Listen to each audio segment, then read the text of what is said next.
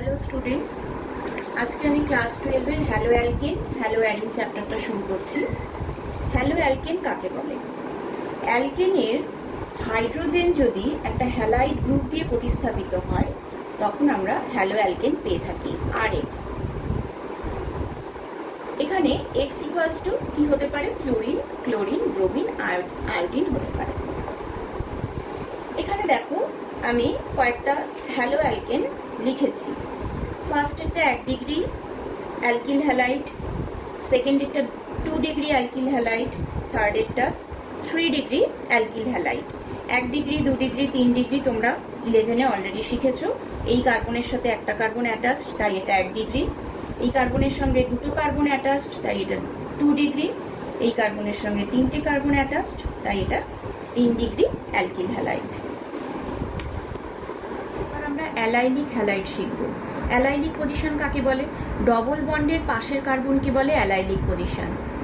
CH2 double bond CH, CH2 Cl, তাহলে এই কার্বনটা allylic carbon হয়ে গেল, এটাকে আমরা বলবো অ্যালাইলিক হ্যালাইড। এখানেও দেখো ডবল বন্ড রয়েছে, তার পাশের কার্বন, অর্থাৎ এটা অ্যালাইলিক পজিশন।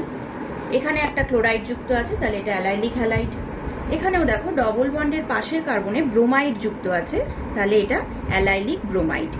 এই তিনটের মধ্যে দেখো এটা 1 ডিগ্রি কার্বন, এটা 2 ডিগ্রি কার্বন, এটা 3 ডিগ্রি কার্বন, অর্থাৎ অ্যালাইলিক হ্যালাইডের ক্ষেত্রেও কিন্তু 1 degree, 2 degree, 3 degree allylic halide possible.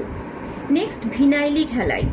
ভিনাইলিক position কাকে বলে? ডবল বন্ডের যে কার্বন, সেই কার্বনের পজিশনটাকেই বলে ভিনাইলিক পজিশন। তাহলে এখানে যখন ক্লোরাইড যুক্ত আছে, এটাকে আমরা কি বলবো? ভিনাইলিক ক্লোরাইড। আচ্ছা, ভিনাইলিক হ্যালাইড যেমন আমরা শিখলাম, এখানে দেখো ট্রিপল বন্ডেড কার্বনের সঙ্গেও হ্যালাইড যুক্ত থাকতে পারে। 1 ব্রোমো ইথাইন, এখানে ট্রিপল বন্ডেড অর্থাৎ sp কার্বনের সঙ্গে ব্রোমাইড যুক্ত।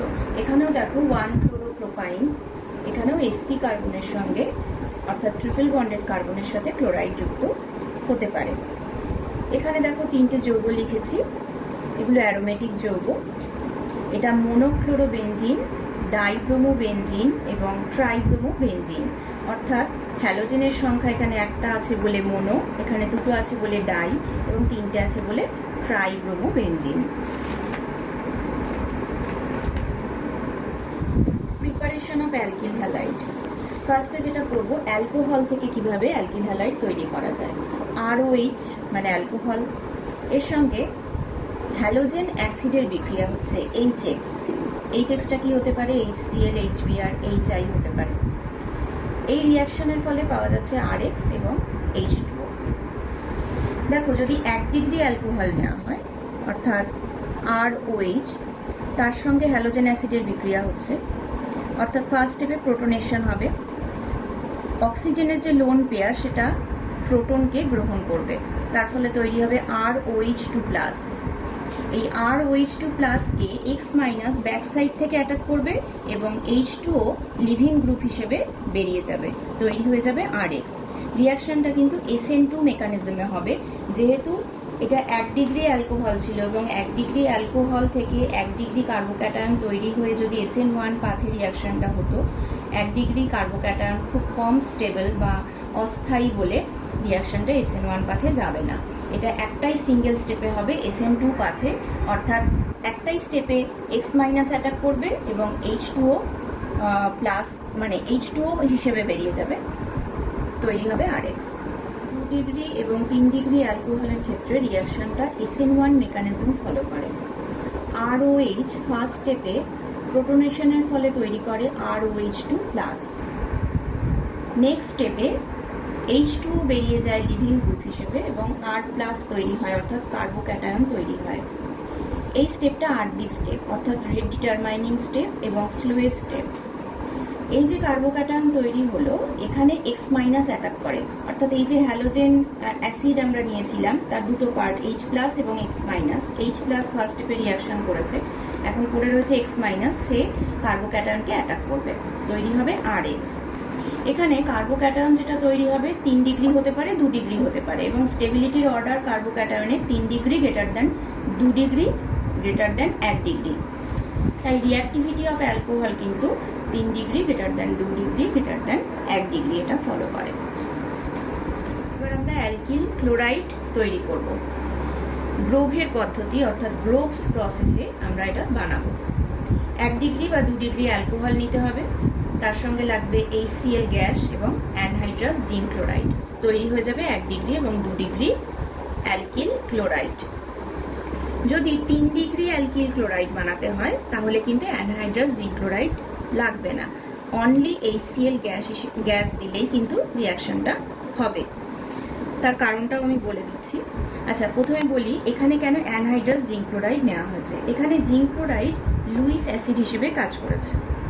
দেখো, এই যে ROH আছে সেখান থেকে যদি লিভিং গ্রুপ হিসেবে OH কে বার করতে হয় তাহলে OH কিন্তু বেস্ট লিভিং গ্রুপ নয়। OH কে আরও বেটার লিভিং গ্রুপ হিসেবে বানানোর জন্যই জিঙ্ক ক্লোরাইড নেওয়া হয়েছে। কি করে, এখানে অক্সিজেনের লোন পেয়ার দিয়ে জিঙ্ককে অ্যাটাক করে। জিঙ্কের ফাঁকা অরবাইটাল রয়েছে, ভ্যাকেন্ট অরবাইটাল রয়েছে, সেখানে কিন্তু একটা বন্ড ফরমেশন হচ্ছে, তার ফলে এখানটা প্লাস হচ্ছে এবং জিঙ্ক মাইনাস হচ্ছে। এটা কমপ্লেক্স একটা আয়ন তৈরি হচ্ছে। তাহলে এখানে লুইস অ্যাসিড হিসেবে কাজ করলো জিঙ্ক ক্লোরাইড, কারণ লোন পেয়ারটা জিঙ্ক ক্লোরাইড গ্রহণ করলো। লুইস অ্যাসিড সেটাই করে, লোন পেয়ার অ্যাকসেপ্ট করে। এই কমপ্লেক্স যে আয়নটা তৈরি হলো সেখান থেকে RCl তৈরি হবে, অর্থাৎ Cl মাইনাস R কে অ্যাটাক করবে এবং এই আয়নটা এই পার্টটা বেরিয়ে যাবে। পেন্টাইল অ্যালকোহল থেকে নিওপেন্টাইল ক্লোরাইড HCl দিলে হয় না, এই রিয়াকশনটা হয় না, ক্রস করা আছে দেখতে পাচ্ছ। এটা কিন্তু ইম্পর্টেন্ট জিনিস আলোচনা করছি। নিওপেন্টাইল অ্যালকোহল এটা লিখেছি। ফার্স্ট স্টেপে প্রোটোনেশন হবে, OH2+ তৈরি হবে। এরপর জল বেরিয়ে গেলে 1 ডিগ্রি কার্বোক্যাটায়ন একটা তৈরি হচ্ছে। 1 ডিগ্রি কার্বোক্যাটায়নের স্থায়িত্ব বা স্টেবিলিটি অনেক কম, সেই জন্য মিথাইল শিফট হবে। দেখো লিখেছি 1,2 মিথাইল শিফট। এখানে মিথাইল গ্রুপটা শিফট হওয়ার ফলে দেখো 1 ডিগ্রি কার্বোক্যাটায়ন থেকে 3 ডিগ্রি কার্বোক্যাটায়ন তৈরি হলো, যেটা অনেক বেশি স্টেবল। এরপর ক্লোরাইড এটাকে অ্যাটাক করবে এবং এই হ্যালাইডটা তৈরি হবে। এটা কিন্তু নিওপেন্টাইল হ্যালাইড নয়।